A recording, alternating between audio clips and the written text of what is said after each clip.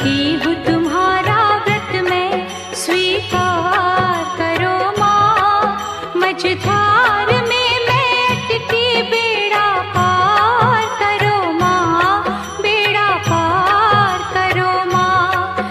हे माँ संतोषी,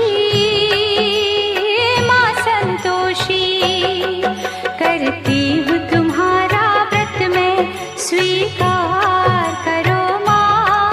मझधार